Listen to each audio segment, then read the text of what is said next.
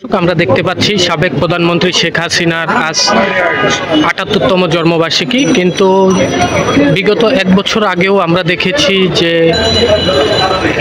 বাংলাদেশ আওয়ামী লীগের কেন্দ্রীয় কার্যালয়ে কিন্তু কেক এবং দলীয় নেতাকর্মীদের ভিড়ে কিন্তু স্লোগানে মুখরিত থাকতো। কিন্তু আমরা সরকার পতন হওয়ার পর দেখতে পাচ্ছি একেবারে ধ্বংসস্তূপে কিন্তু পরিণত হয়েছে বাংলাদেশ আওয়ামী লীগের কেন্দ্রীয় কার্যালয়। আপনারা দেখতে পাচ্ছেন যে এখানে শুধু পোড়া গন্ধ শোনা যাচ্ছে এবং প্রত্যেকটি ইট এবং প্রত্যেকটি গ্লাসই কিন্তু আমরা দেখতে পাচ্ছি আগুনের ফুলকিতে। আমরা দেখতে পাচ্ছি প্রত্যেকটি ইটও কিন্তু ভেঙে আছে। জন্মদিনের যে আমেজ ছিল সেই আমেজ কিন্তু এখন দেখতে পাওয়া যাচ্ছে না। এখনো পর্যন্ত বাংলাদেশের কোথাও আমরা এখনো শুনতে পাইনি যে শেখ হাসিনার ৭৮তম জন্মবার্ষিকী পালন হয়েছে। কিন্তু আমরা গোপালগঞ্জে দেখতে পেয়েছি বা গোপালগঞ্জে শুনতে পেয়েছি যে একমাত্র গোপালগঞ্জ জেলায় তার জন্মদিন পালন করা হচ্ছে। আমরা এখন আছি কেন্দ্রীয় কার্যালয়ের, বাংলাদেশ আওয়ামী লীগের কেন্দ্রীয় কার্যালয়ের ভেতরে। এখানে দেখা যাচ্ছে ভুতুড়ি পরিবেশ। এখানে কিন্তু কোনো জনমানবের আমরা অস্তিত্ব খুঁজে পাচ্ছি না এবং দলীয় নেতাকর্মী থেকে শুরু করে কারোরই আমরা কোনো অস্তিত্ব পাচ্ছি না। শেখ হাসিনার জন্মদিনে যে একটি কেক কাটবে বা একটি মোমবাতি প্রজ্বলন করবে, সেই মোমবাতি প্রজ্বলন করার মানুষও কিন্তু আমরা দেখছি না। আমরা দেখতে পাচ্ছি বাহিরে উৎসুক জনতারা কিন্তু এই দলীয় কার্যালয় দেখে দাঁড়িয়ে আছে দলীয় কার্যালয়ের সামনে, কিন্তু কেউ বঙ্গবন্ধুর কন্যা শেখ হাসিনার যে ৭৮তম জন্মবার্ষিকী, সে জন্মবার্ষিকীর কথা কিন্তু তাদের মনে নেই। কেউ কিন্তু মুখেও স্মরণ করছে না এই জন্মবার্ষিকীর কথা।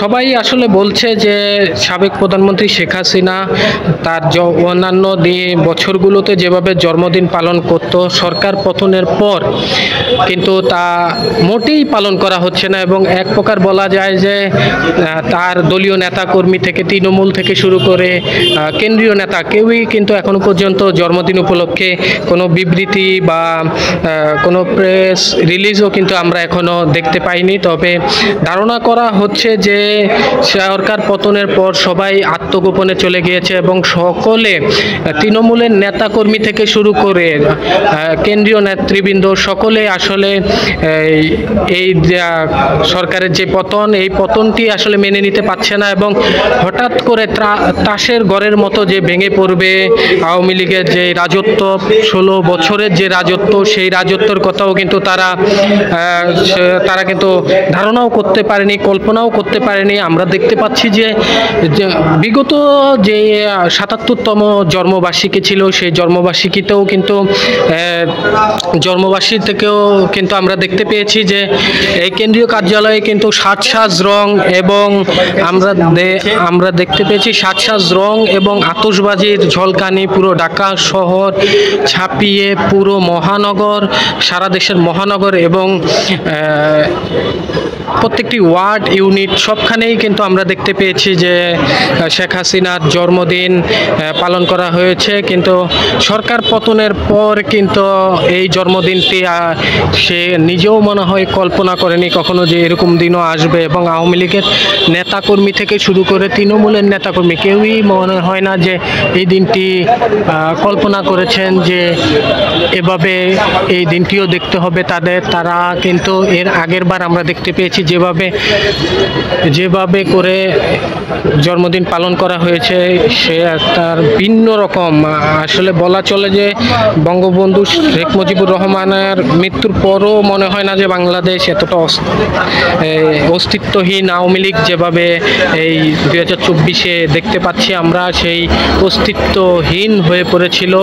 আমরা দেখতে পাচ্ছি বাহিরে সকল কার্যক্রম কিন্তু চলছে, কিন্তু যেখানটাকে ঘিরে এই আয়োজন ছিল জন্মদিনের আয়োজন, সেই জন্মদিনের যে আয়োজন সেই আয়োজনটি নেই। কিন্তু বাকি সকল কার্যক্রম কিন্তু আমরা দেখতে পাচ্ছি যে তাদের নিজ গতিতেই চলছে। বাহিরের সকলে গুলিস্তান যে আওয়ামী লীগের যে কেন্দ্রীয় কার্যালয়, সে কেন্দ্রীয় কার্যালয়ের বাহিরে কিন্তু সব কিছুই চলছে সঠিকভাবে। শুধু কেন্দ্রীয় কার্যালয়ের যে নেতাকর্মীদের বীর যে আমেজ, কেন্দ্রীয় নেতৃবৃন্দের যে বহর, সেই বহর কিন্তু দেখা যাচ্ছে না, কাউকেই কিন্তু এখন খুঁজে পাওয়া যাচ্ছে না।